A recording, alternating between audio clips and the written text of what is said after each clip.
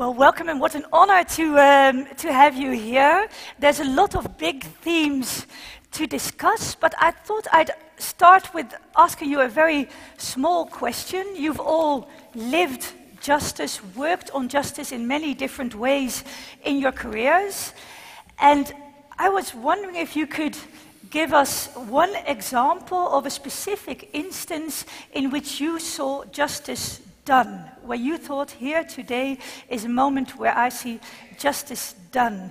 Is that something, Dr. Albright, that I could ask you to reflect on?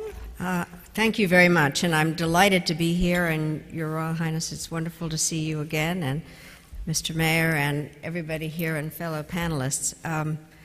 I have to say, I take great satisfaction in something that the Deputy Prime Minister mentioned, is the arrival of Ratko Mladic here. That is justice done.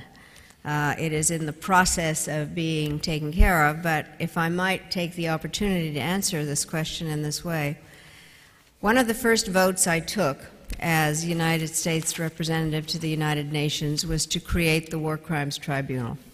And people didn't think it would happen. They didn't believe that such a tribunal could take place. They didn't think we'd ever find any judges. They didn't think that we would ever develop any kind of a system for it. We didn't think that there would be any people that were turned over to the War Crimes Tribunal. We didn't think that there would be any indictments. We didn't think there would be any trials, and we didn't think anybody would be sentenced. And all those things have happened. And the moment of justice, Ratko Mladic, Karadzic is also an example of it, that it really has worked. I take, I suppose one shouldn't, but I take special pleasure in it. And I also I think feel you're not alone if I listen to the audience. Very much in some way as, and I've been called this, the mother of the War Crimes Tribunal. I was able to come to The Hague to help when the building was chosen for it. I testified in the Plavšič trial, and I have been very much a part of it, and I do think that is a moment of justice, and we will watch it unfold. Yes. Well, thank you very much. Let's get back to this when we discuss the first item of the Institute's agenda, the judiciary.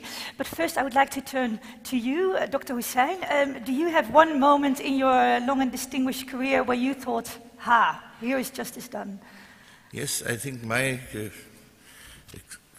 example would be South Africa and the end of apartheid, because I was part of a UN tribunal which took evidence in Geneva from a cross-section of people, business world, people from academia, people from churches, from South Africa, people from political parties, all of whom said that the time has now come when apartheid must end. So we made a set of recommendations. Have meaningful negotiations, release President Mandela, who was to become President Mandela, hold elections, and let the new South Africa be born. And it was very gratifying when I was there for a month, when the elections were held, and we who went as Commonwealth observers, the Commonwealth Secretary General is here, and I was privileged to go as part of the Commonwealth observer team, and we were given a special responsibility to assist all the elderly voters who were voting for the first time in their life. It was so moving to see someone coming in a wheelchair with handshaking, and we were permitted to assist. And he would say, Mandela, and you would point out where the photograph was, and with a shaking hand and with tears in his eyes, the person would put his X against the name of Mandela.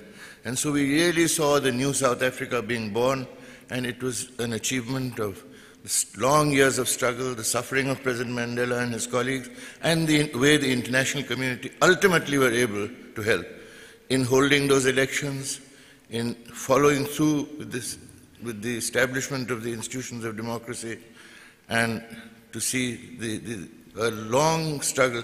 I remember as an undergraduate, I had thought that apartheid is one of the things that will never end.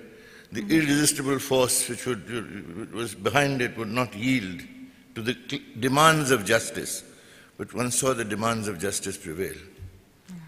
So impunity, apartheid, those big systematic things that will never end, and then the moments that one sees that a crack or even a hole has been made. I think we will get back to this theme as well as we discuss the second item on the Institute's agenda, peace, diplomacy, international relations. South Africa, of course, is one instance of a country where the law played such an important role also in the transition to democracy. But first, let me invite Professor Fresco to reflect on a moment in your career, spanning all these countries, working on sustainability, where you thought this is where I see justice done. Yes, let me offer quite a different type of example. Very early on in my career, I worked in what was then Zaire, still under Mobutu, a country torn by civil war, as unfortunately it still is today, a country where I think people were and are among the poorest in the world. And in that country, I worked on something very simple and practical, because I'm by training not at all a lawyer, but an agronomist. I worked on the food crop of the poor, cassava. And it was impossible because of diseases in the crop to actually get access to new planting material. People were actually dying. This was also the beginning of the then unknown HIV/AIDS epidemic. So the situation was really terrible. And I was struggling to get new planting material to these poor women. It's very much a women's crop. I couldn't do anything, not anything serious. But 30 years later, as the person in charge of the negotiations on the International Treaty on Plant Genetic Resources, I finally saw, after 12 years of negotiations, how we managed to get a treaty on access and benefit sharing in the area of plant genetic resources that would recognize the rights of people, particularly of poor people, both the farmers who had developed the crops and those who needed them most, to have access and to share and benefit from those crops, from the genetic material which really is the heritage of mankind. And I must say that moment of the ultimate vote in the then General Assembly of the FAO, the Food and Agriculture Organization, where we were very, very fearful that some key countries, including the US, would vote against this particular treaty.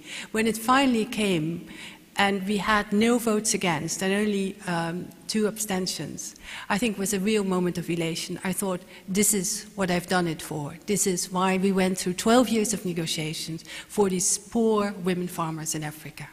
So, well, thank you very much for a moving example, and also for pointing out the interrelationship between global law, global justice, these negotiations, and what happens somewhere in what today is the DRC. And also for neatly fitting into the third theme of the Institute, sustainability, and the emphasis on distributive justice and socio-economic rights as a theme closely related to any true justice. Returning to the war crimes that were never thought to happen and that now have taken on such a flight and today are in full swing all around us. An enormous amount has happened, an enormous amount of challenges are still lying there. The Institute wants to focus on, for instance, the efficiency, the question as to what works in the judiciary in general, but also in terms of international justice. Could I ask you, Dr. Albright, what are your ideas on this topic? Well, first of all, I'm not a lawyer, and I no this longer... is why I ask you. Yes, and I'm no longer a diplomat, as will become very clear. That's another reason to ask you. I think that what we have said is that the mill of justice grinds exceedingly slowly, but it does grind. And I think that that is a very important aspect of it. Partially, when you are dealing with international justice, you obviously are dealing with very many aspects of it. I have to tell you, my first experience with international law was when I was in college doing a moot case.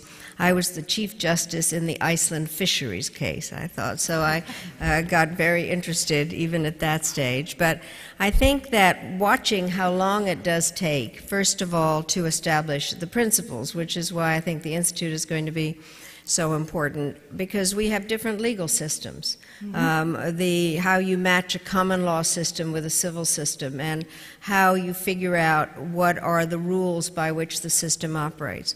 Then trying to get the prosecutors and the judges.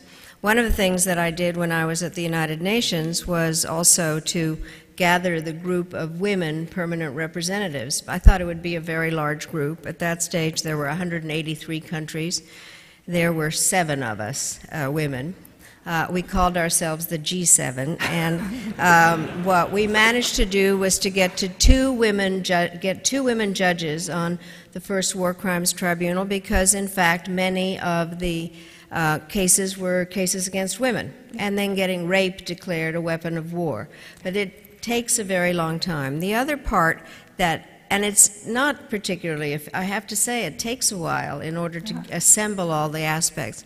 The other part that takes a while that we have seen most recently is the difficulty of capturing the people. I think that that is really, so you not only have to have the peaceful elements of your system, but also you have to have the capability, especially in these kinds of cases, to get the people to The Hague and there's or to the Arusha. Input side, and then in terms of impact, effectiveness, the kind of knowledge that the Institute seeks to develop in terms of what works in political science. Now increasingly you have research on what transitional justice mechanisms truly contribute to democracy and peace. Where would you say the challenges there lie in terms of... I would very much like to add a 4th D, Mr. Dean. Democracy needs to be added to that. It is development, diplomacy, defense, and democracy. And I do think that democracy requires law. And it requires the regularity of law. It's the arbitrariness that distinguishes democracy from totalitarian or authoritarian governments. And so being able to have the rule of law, trying to make sure that you have trained judges, that there is a code, a system whereby people know what they are supposed to abide by. And various, if I might kind of link to what was just said, the aspect also of people being able to own something legally. I was part of a process with a well-known Peruvian economist, Hernando de Soto, who believes that poor people can be part of their economy if they actually have title to the land, that the piece of paper, the title to the land, in order to show that they own it.